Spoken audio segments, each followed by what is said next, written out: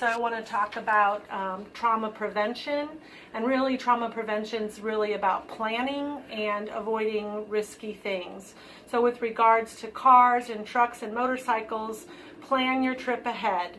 Try to avoid hazardous weather conditions like ice, lots of snow, high winds, or heavy rain. Obey all traffic laws and drive the appropriate speed and distance away from other vehicles for the current road conditions. Pay attention to the road. No distractions. No texting. If something's distracting you, pull over. Resolve it before you start driving again. Wear seat belts. If you're on a motorcycle, wear a helmet. Use the appropriate size and type of car seat for your child and put it in the right place in your car.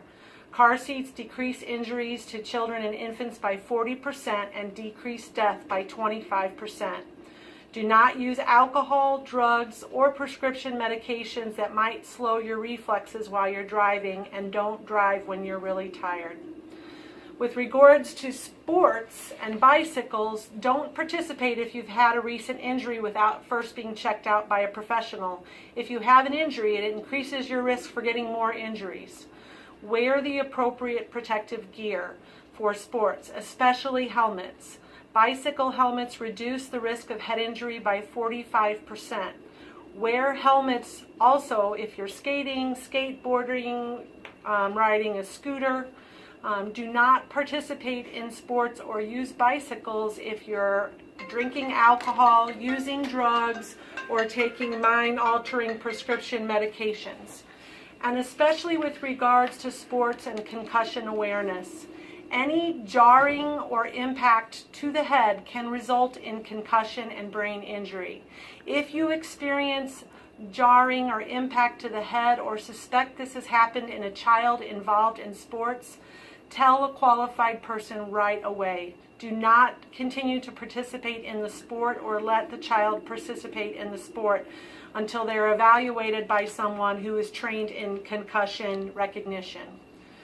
People who are operating heavy machinery, especially like doing home repairs, need to wear gloves and protective eyewear. Only use equipment that you feel absolutely comfortable operating. And again, no alcohol, drugs, or mind-altering prescription medication. With regards to home safety, use smoke detectors, alarms, safety latches for child protection, gates and barriers for toddlers, outlet protectors, child protective caps, and keep harmful substance out of kids' reach. Have your fire evacuation routes already determined and practiced. Make sure you have installed fire escapes. Teach all of your children about how to dial 911 and what to say and what their address is in the case of an emergency. And finally, firearm safety. Guns kill. Keep all firearms unloaded with the safety on and locked in a safe and locked container. Keep ammunition locked in a separate container. Do not use firearms unless you have had adequate training and practice their use regularly. Emphasize to children that firearms are extremely dangerous and should never be handled, even if they are just playing.